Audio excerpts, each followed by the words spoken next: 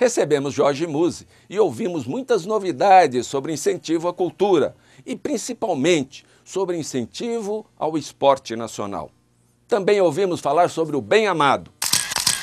O governo brasileiro, através do Ministério da Cultura, tem incentivos fiscais para produções que levem ao enobrecer da cultura brasileira. E uma das empresas que mais bem tem trabalhado nesse sentido é a Musicorp, através de Jorge Musi. Nós temos dois produtos já vitoriosos, que nós já falamos um pouco a respeito, que é justamente Visões da Vida número 2, ou seja, sequência de Visões da Vida, que você trabalhou muito bem em 2008, 2009, e também a OFESP, Orquestra Filarmônica do Estado de São Paulo, que já está em operação. Você já está produzindo um bom som. Então, hoje a gente está com o projeto Visões da Vida 2 já em andamento, a fase de pré-produção. Esse ano a gente vai para 45 cidades, a gente vai ter um recorde de produção. A gente tem uma expectativa aí de alcançar 135 mil pessoas com esse projeto, tanto na parte de exibição de filmes como no próprio atendimento ao público que acaba acontecendo ao entorno do projeto, com a parte de saúde, bucal e qualidade de vida. Eu dancei com a Doris. Eu dancei com a Doris. Com sofreguidão, mil vezes. Mas você entra na produção de grandes filmes. Dentre eles, já saindo do forno, O Bem Amado, que é uma reedição do que já assistimos lá no teatro muito distante, com Procópio Ferreira, não é isso? Depois na televisão com Gracindo, não é? E agora você vem com Marcos Nanini. Fala um pouquinho a respeito dessa produção, superprodução nacional, O Bem Amado.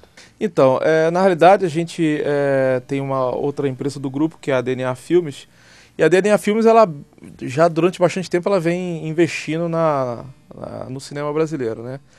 E só que a nossa atividade, como dentro da nossa atividade principal, a parte é de consultoria tributária, ou seja, o que a gente oferece para as organizações, quais são as oportunidades que essas empresas têm de uso de lei de incentivo, isso acaba proporcionando um investimento muito grande das empresas em leis que elas próprias desconhecem.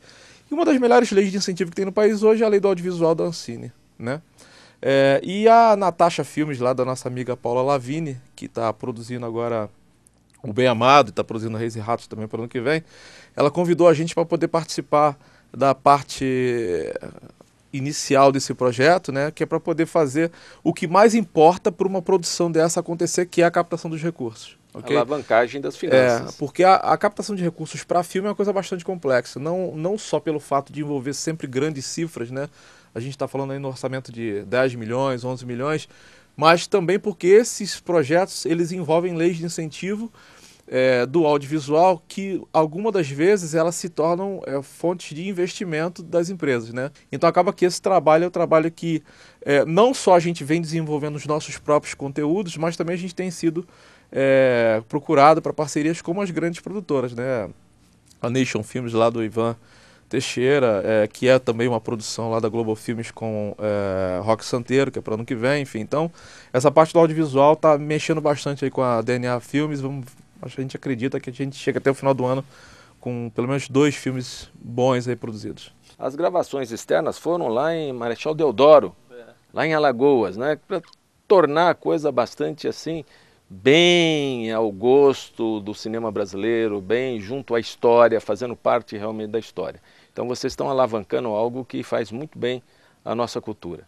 Na verdade, apesar dos filmes terem um caráter contemporâneo, né, é sempre importante que na produção dos filmes a caracterização do filme, de personagem, esteja bem adequado ao conteúdo do filme e que possa ser adequado a qualquer época, independente de ter sido já fruto de novelas passadas, como foi o caso do Bem Amado, como foi o caso de Roque Santeiro. Mas vamos continuar falando sobre incentivo, saindo um pouco do cinema, né?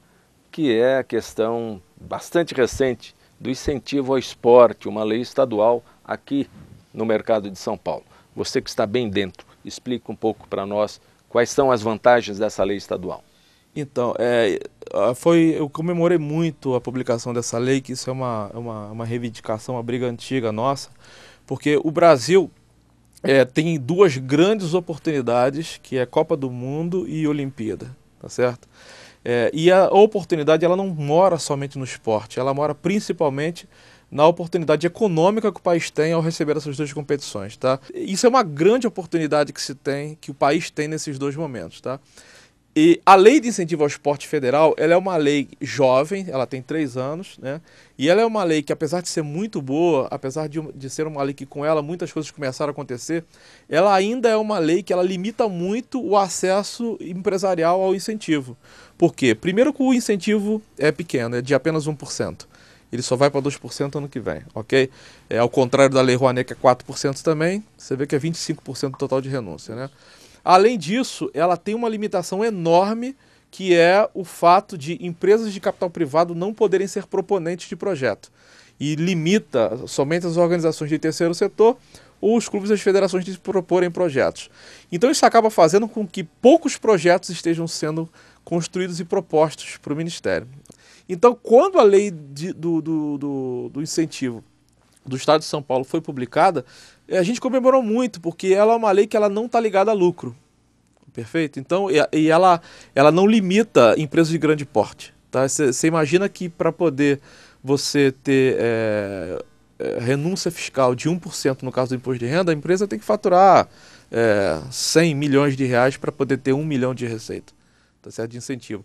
Ao passo que a lei de incentivo ao esporte do governo do Estado de São Paulo, que está ligado ao ICMS, ela acaba oferecendo para uma grande quantidade de empresas a possibilidade de investir no esporte. E é muito importante que as pequenas empresas se envolvam nesse projeto de Olimpíada e de Copa do Mundo. É muito importante que as empresas locais, regionais se envolvam. E não só as grandes multinacionais com grandes faturamentos. Porque com pequenas ações, com pequenas contribuições financeiras, a gente consegue mudar o país através da aplicação do investimento no esporte e na cultura. Jorge, muito bom ter você aqui em Grandes Nomes da Propaganda. É um prazer. E pelo que nós estamos vendo, nosso assunto ainda vai longe. Vai bastante.